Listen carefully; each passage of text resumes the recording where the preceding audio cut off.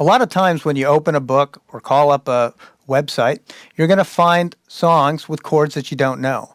But there are usually chord charts associated with them. So that's there to help you build the chords that you may not know already. Now, chord charts can be a little intimidating at first, but they're actually quite easy to read, especially once you're used to them. You can just breeze through them while you're playing a song.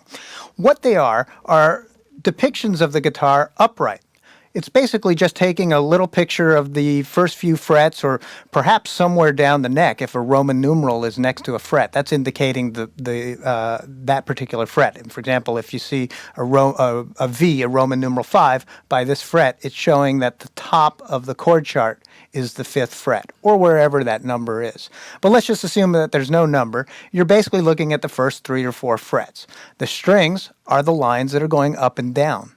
The frets are the horizontal lines. So with that kind of information, then we can start plotting the fingers, like any kind of graph. So you'll see the little dots there. Well, those dots indicate your fingers, and sometimes there's a number inside the dot. That's indicating which finger you're supposed to put in that place.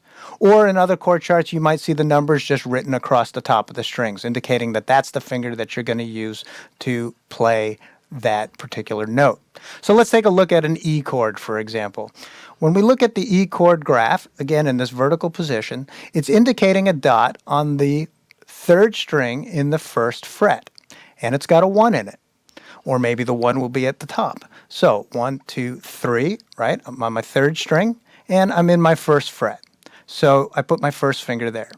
The 2nd finger is noted on the 5th string on the 2nd fret. So I'll slide up to 1, 2, 3, 4, 5 to my 5th string, and I'll put my finger in the 2nd fret.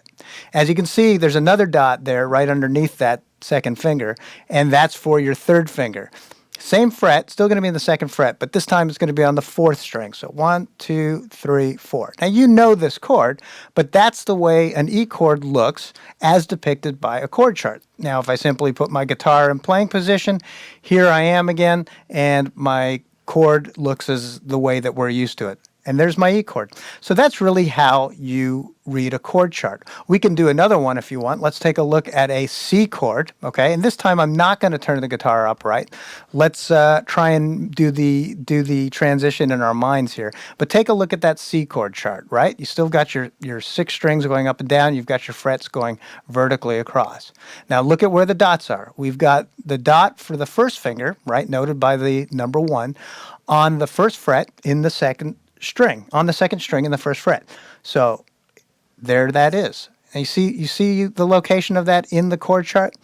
Our 2nd finger is noted to be on the 4th string in the 2nd fret. So I'm going to count up 1, 2, 3, 4, and there it is. The 3rd finger is on the 5th string and in the 3rd fret. So that's going to go right there. So you see how that works? Take a look at that in your chord chart. Let me turn the guitar again so that you can see it as it relates to the way it's written in the chord chart without moving my fingers. And I'm just going to move it right back to playing position. So that is how you can use chord charts to play songs and chords that you don't know.